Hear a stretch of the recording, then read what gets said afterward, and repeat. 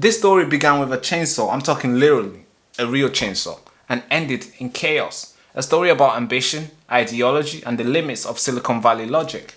I'm talking about DOGE. Yes, that's right, the Department of Government Efficiency, created by Donald Trump and led by Elon Musk. And now, it's fighting its own weight of contradiction.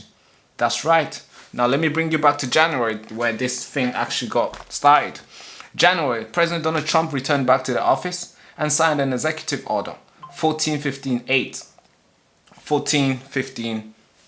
creating DOGE. The goal was to cut $2 trillion from the US federal budget. That's right. And he chose one man to lead it. And that man was Elon Musk, an entrepreneur and now a government reformer. Musk promised to eliminate waste, fraud and bureaucracy. He called it the chainsaw revolution. And yes, he literally came to the stage with a chainsaw. Yeah, here's a video I want you to watch. This is the chainsaw for bureaucracy. Chainsaw!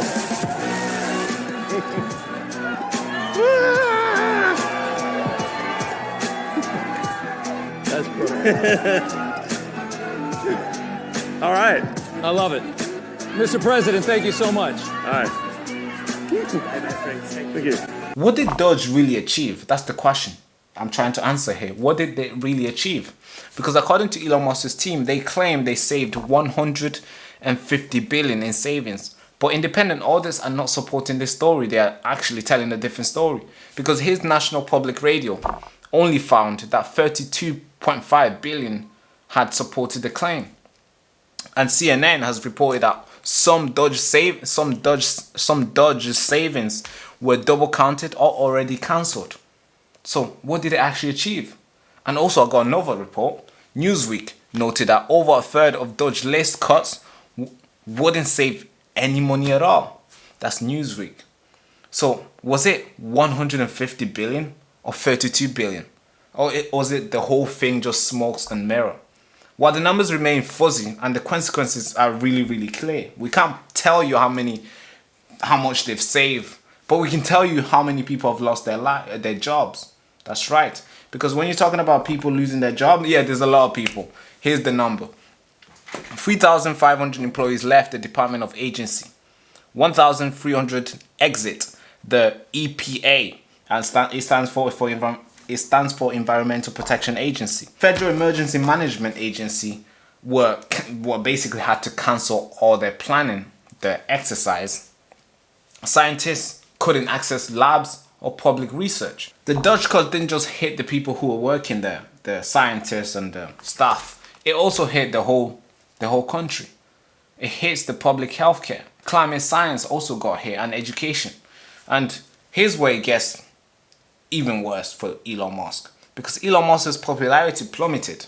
According to Silver Bullet, his net worth also got hit. His Tesla stock fell, sales declined, and Elon Musk had to leave DOGE after 130 days. But he called it a scheduled exit. I mean, we all know he was going to leave. He can't be there for a very long time. But critics, they're calling it a administrative failure. DOGE has also faced lawsuits. Federal judges have blocked access to Treasury data. Unions have sued it for mass layoffs, and private advocates raise alarm about DOGE data collection. One former DOGE developer told National Public Radio, I'm quoting, "I expect fraud, I found efficiency," end quote. Let's just zoom out for a bit and say how it is. DOGE wasn't just a domestic experiment. It was a test of how a tech billionaire might govern. It showed us what happens when Silicon Valley meets Washington. And what we really seen was speed over scrutiny, data over deliberation, and efficiency over empathy. But government is not a startup. It is not about quarterly returns. It's about public trust. So what is there left for DOGE today? Well, simply, DOGE still exists. Its operatives are embedded across federal agencies, but the chainsaw era is definitely over. That is gone. The lawsuits, of course, are still continue, and the savings are under review. We don't know how much they actually saved. So what did we actually learn? What did DOGE teach us? Well, it taught us that cutting government staff is really easy, but government efficiency, yeah, that's really tough. Like those slogans like drain the swamp, yeah, they sound really good until the water runs out in your own town. Even the richest man in the world can't fix bureaucracy with a chainsaw. That's if with a chainsaw as well.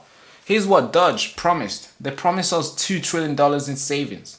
It delivered nothing but confusion, disruption, and a cautionary tale. I hope we learned something from this, but I also think we need more of these trials and error because we might get there very soon. Thank you for watching. This is Baraka and you've been watching Newsroom.